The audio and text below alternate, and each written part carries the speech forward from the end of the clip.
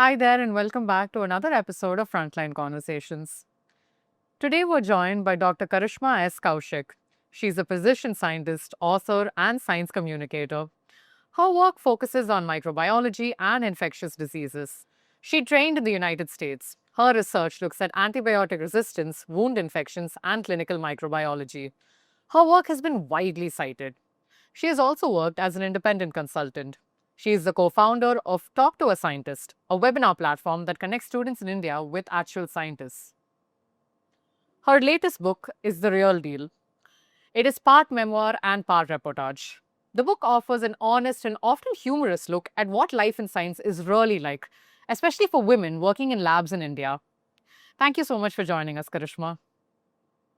Okay, so to start off with, most books about science generally focus on the discoveries and the breakthroughs. The Real Deal, your book, spends a lot of time on everything else that happens in between, the waiting, the failed experiments, the doubts, the small victories that never really make it into the textbooks. Why did you feel that this part of the scientific life needed to be written about at this point of time? Great. Thank you for the question, Satvika, and thank you for reading the book. I really appreciate that. Um, the real deal has been a little over a year in the making.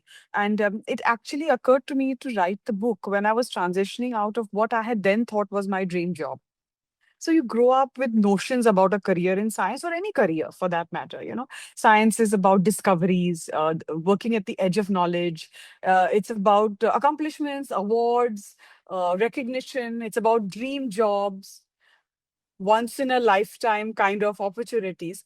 Um, and I did experience a lot of that. But what I also realized was large part of my life in science was being lived in between the awards and accomplishments and the recognitions. And that's all that the world gets to see when their stories are told.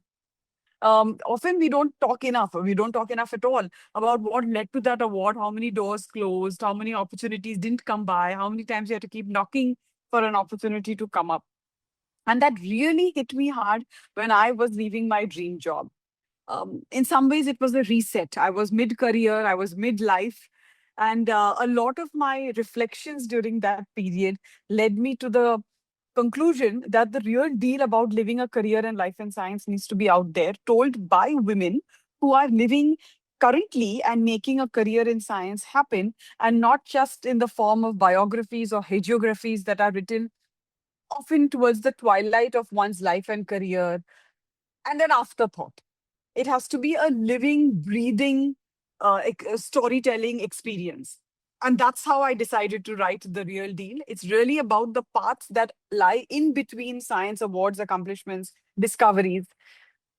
And it's told with humor and honesty and hindsight. Yeah, absolutely. And, I can attest to that because that really came through for me when I was reading the book, especially the humor part of it, which I'll touch upon even further as we proceed with the interview. But, going forward, your book is really candid about the fact that a lot of women enter science with great promise, right? But leave somewhere along the way. From your own experience, what is one feature of lab culture that needs to change if we want more women to stay in science as opposed to leave it in the middle of their careers or opt for what one might assume is a less rigorous career, in your view, if I had to throw it at you?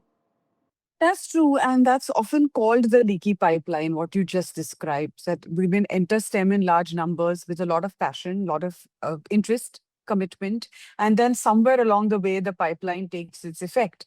In India, the leaky pipeline actually sets in when women complete their basic STEM education.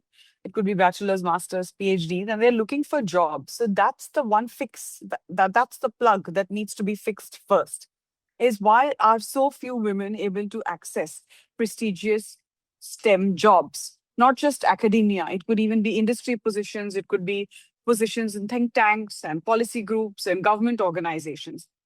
There are some inherent challenges in the process of thinking of fixing it. Fair enough, academia doesn't have remote work as an option. And that could be an argument put forth by policymakers and change makers saying that, well, academics can't work remote.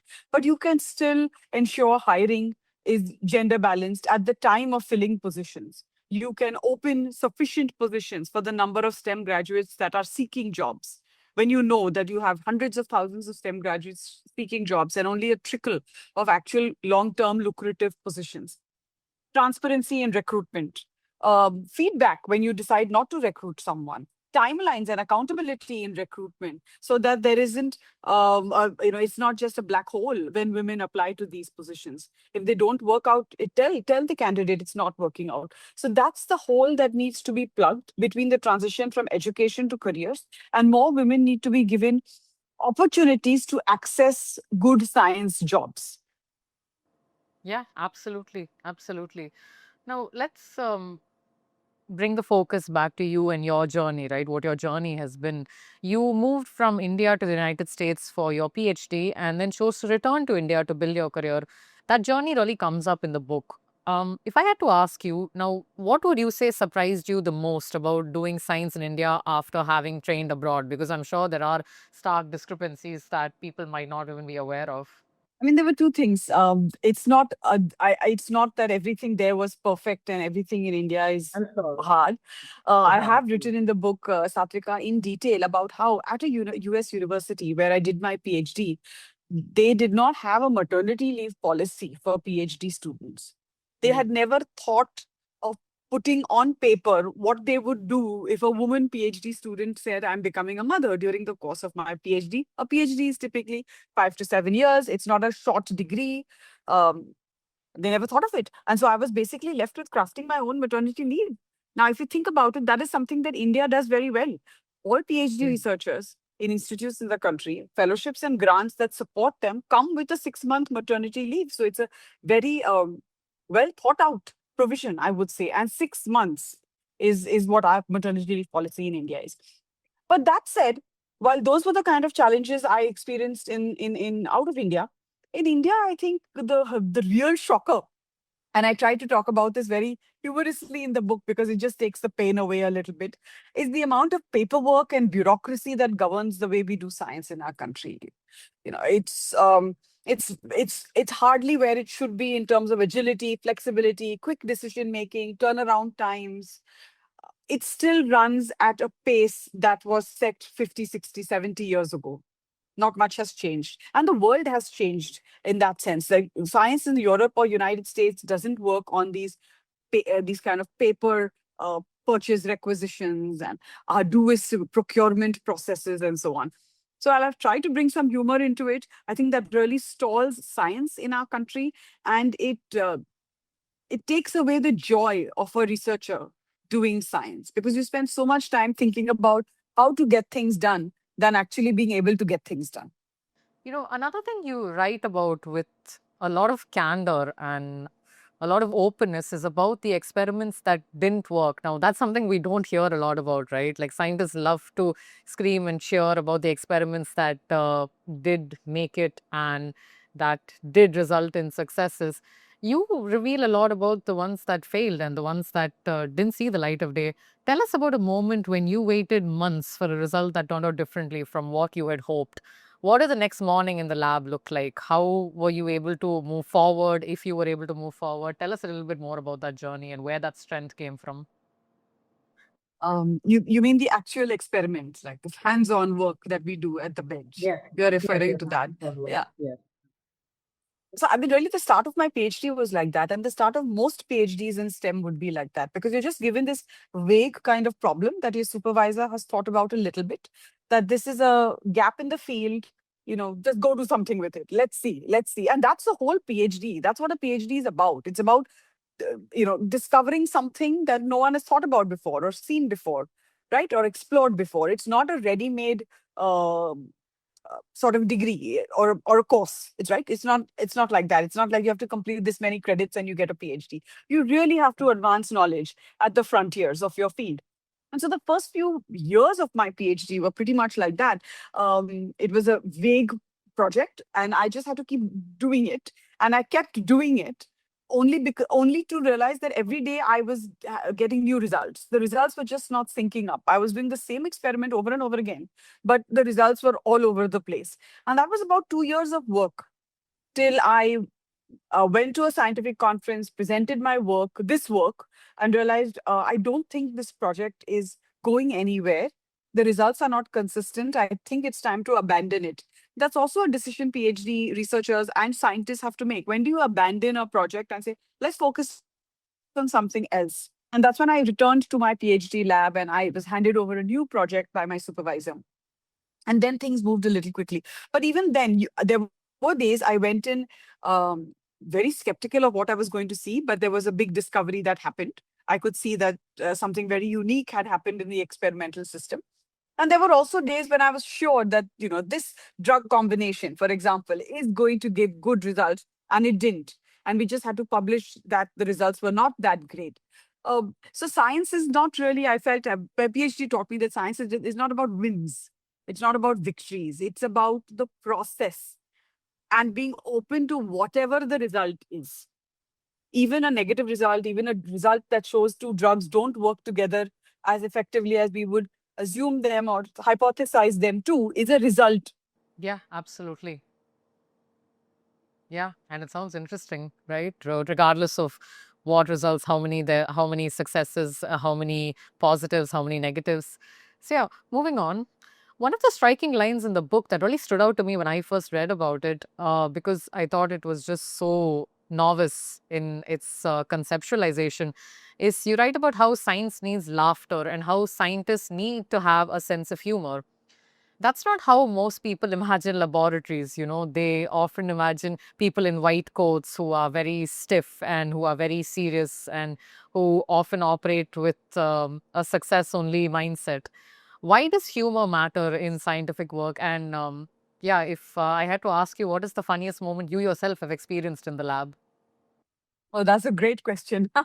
So, why does humor matter? I think because scientists inherently are serious, committed, passionate, dedicated people, and science is a tough career, all said and done.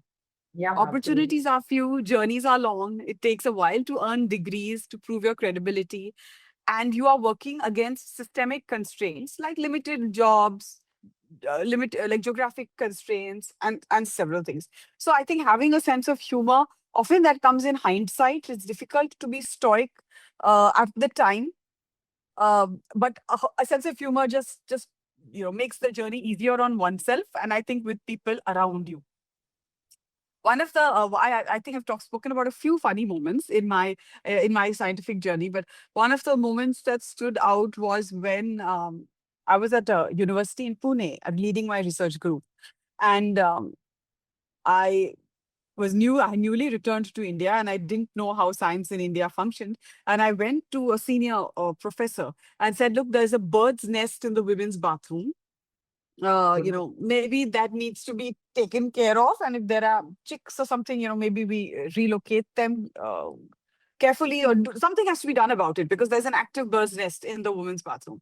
And she said, "All right, yeah, write up a purchase requisition, which is sort of some paperwork, and send it to me, and I'll do something about it." And I remember thinking, this is really strange that a faculty should have to look into something that's a housekeeping task.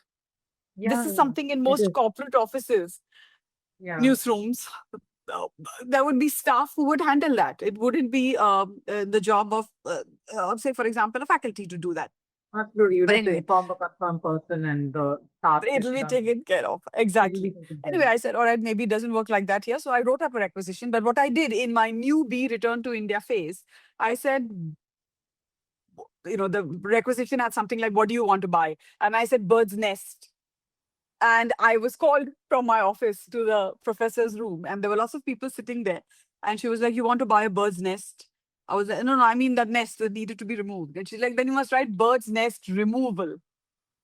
And, Wow. while I left the room saying I need to learn so much about how science in India works, I also remember thinking, why should professors and scientists be worried about bird's nest or bird's nest removal? I mean, this is not Absolutely. our time is not to be spent on that. So it was funny. I felt sheepish, but also a little surprised. I think I was surprised that that's something that scientists in our country take as part of their job description. And no one seems to be questioning it. But yeah, I think what's happened now is at least you have a funny story to tell at parties maybe about this happening. About how I almost bought a bird's nest. Pretty much. Yeah. Pretty much. Yeah. Yeah. So Yeah, you also described the moment when a dream job turned out to be harder and more complicated than you had initially expected. What did that realization feel like, essentially, when the bubble burst for you, and how did it reshape the way you think about success in science? I mean, were you in for a real reckoning, or what did that look like for you?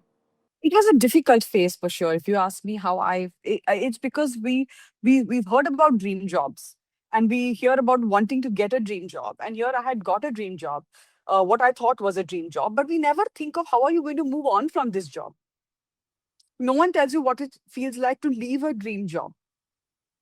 And it was a prolonged period of mental acrobatics to get to that place. But I think, if anything, it taught me is that we can't live life or build our careers around these labels of dream jobs, uh, you know um, ideal situation, ideal relationship, perfect couple, all of that. And sort of we know this, but we still don't. When it comes to some matters close to our heart, we still find it hard to apply. Mhm. So it dispelled that notion for me that there is even something like that. But now I think of there are many opportunities that I will enjoy, but I will enter all of them more being more discerning and I think wise, because I will also think of what after this. And if I'm to consider this as a dream opportunity, then what are the things I should ensure the opportunity comes with? What kind of support am I to expect from people working with me, from people I report to, finances, personnel, all of that. So that it's made me a little more discerning actually. And while it was a challenging phase to make the decision to leave, it's been close to 1.5 years now. And I look back with a lot more learnings, less emotions. So, and all of those learnings are in the book. Yeah. So it's a good place to be when you realize that you can't be swept away by these terminologies and these sort of castles that are built and sold to you, like perfect relationship, perfect marriage, dream job, ideal man, all of that. It's Absolutely, always yes. the real deal is much more than that. And there are dangers that come with romanticizing anything, particularly a profession. Exactly. Exactly. Absolutely. And I think scientists do fall prey to romanticizing their professions Mhm. because there aren't enough books that write about everything in between. Yes, it's what is publicized and what really makes headlines is the awards and the acceptance speeches, but not really the grunt work that goes into it and that goes behind it. Yeah, precisely, exactly.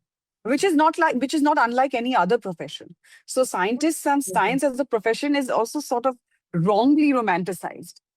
The Mhm. grunt work is not unlike any other job. There will be Yes. days you don't want to show up. There will be days you feel your career is over. There will be lack of support.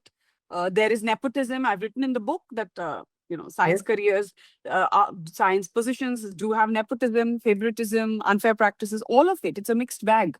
So, something else that the book places a lot of emphasis on is community. You write about the importance of having other scientists around you who understand the frustrations and uncertainties of research. What does that community, that peer like community, look like in practice? And what happens to young scientists who fail to find one? It what it really looks like. So science setups are usually small, Satvika. They are not like the typical science, standard science setups, right? Like an academic institute or and so on. They're not like your multi-corporate conglomerate kind of setups. So it can be harder to find like-minded people when your pool is very small and there is a competition for resources and awards and sort of everyone is in the game for the same things. So it can be challenging to find a supportive environment. What I think the sense of community is, it's not rather expecting that it will fall into place for you, but seeking it out proactively, which I have learned across my career. Um, and for example, when I needed a sense of community support from colleagues, I used digital networking through X and other social media sites. And there I was not limited by my immediate network, right? I could access the vast pool of scientists from across India, from across the world. They were all my community. So, what communities in science is looking like is interconnected people where there are no geographic limitations. You don't have to be at the same institute. You don't have to be working for the same company. That's what it's looking like. And more young people, I think, should and are, if I may say so, leveraging these networks that exist out there. Yes, and good on them because it's only going to help them, isn't it? Exactly. Yeah. Exactly. Yeah. And something else you discuss is the extra labor that often falls on women scientists. And this happens in the form of mentoring students or outreach or committees or institutional service. Why does this work tend to land on women, and how should institutions think about distributing it more fairly between men and women? And I know it's a loaded question and I know it carries a lot of baggage, but if you had to put an answer to it, then what would it be? I mean, uh, it's very interesting. I'll start with the observation I made is oftentimes when the press talks about women scientists, they save and accept a few examples like Mangalyaan and others, where there was a lot of showcase on scientists from women scientists from ISRO. There is a lot about women scientists sets up childcare facility at her institute, or women scientist sets up a breastfeeding room or fights for breastfeeding rights. So this kind of advocacy, this invisible work, extra luggage of work that women scientists carry is sort of encased in advocacy. But it's not that men scientists don't need daycares. It's not that men scientists shouldn't be responsible for diversity on campus and so on. Often these are all these issues in the scientific ecosystem are considered as women's issues. Like diversity, equity, inclusion is a woman's problem because women have to be better represented in the STEM workforce. But DEI is an institutional problem. It's an organizational problem. It's an ecosystem problem. It's not a woman's problem. So this work, this extra baggage work that just, falls on women to take on. And now there, women also take it on because oftentimes we as women do have a concern of being seen as not willing to take up opportunities. So we are a little eager to show ourselves as contributing, As being a team player. being a team player, a deep-seated imposter syndrome that we carry with us when we finally land a big job or a great opportunity. We feel we want to like show that we are doing everything Yeah. and we're really valuable to the organization, not just for science, but for everything else and all of that. And then as a result, you get talked about more for all of this other work than the science that you've been doing. And so more work is given to you. This also comes from very deep-seated patriarchal notions that men in India, and often men scientists are from that pool of men in India, right? Finally, where do they come from? They come from the societal pool that women are entitled to responsibilities like housekeeping tasks or hosting or hospitality. And all of this transfers into the scientific workforce as well. So if you have conferences and meetings, you end up seeing women inviting guests, getting them seated, making sure they're well fed, their transportation worked on time. So this stems from all our social constructs that we carry into the workforce. Yeah. And it's an extension of that, isn't it? I mean, it's what you see in every workforce in every industry, essentially. Exactly. Absolutely. Yep. Yeah. So before we wrap up, if I had to ask you, let's say there's a young girl out there who's reading The Real Deal and she is trying to decide for herself whether science is the path for her, whether she wants to enter STEM. What is the most important question you hope she asks herself before she makes that decision? But for the first thing, I would hope that she reads the book because the book is very intentionally placed in a space where it is inspirational and informative. So I think it's important for young girls embarking on careers in science to be inspired, but yet informed of the challenges, the obstacles, the roadblocks, so you can better plan for them, prepare for them. It's So very stay realistic. in There's really no whitewashing. precisely right. So stay inspired, but be informed is what my first message would be to them, and so that they can proactively plan their careers in the driver's seat by them being in the driver's seat and not becoming sort of victims of a system that may be archaic, slow to change, not updated with the times. um, and also the recognition that policies are not going to change as fast as we want to advance in our careers, so we are going to hit roadblocks that have been spoken of multiple times for multiple years. Nothing's going to change in the immediate 5 or 10 year time span. It's going to take a while. And so the best thing we can do is plan and prepare accordingly. So I think that would be my message. If they can read the book, that would be great, and stay inspired, and but be informed. Yeah, that's wonderfully put. Wonderfully put. All right, so that brings us to the end of our interview. Thank you so much, Karishma, for joining Frontline, and thank you to all of our viewers for watching. So, yeah, thank you for watching and stay tuned for more. Thank you so much, Satvika, and to the team at Frontline. I look forward to staying in touch.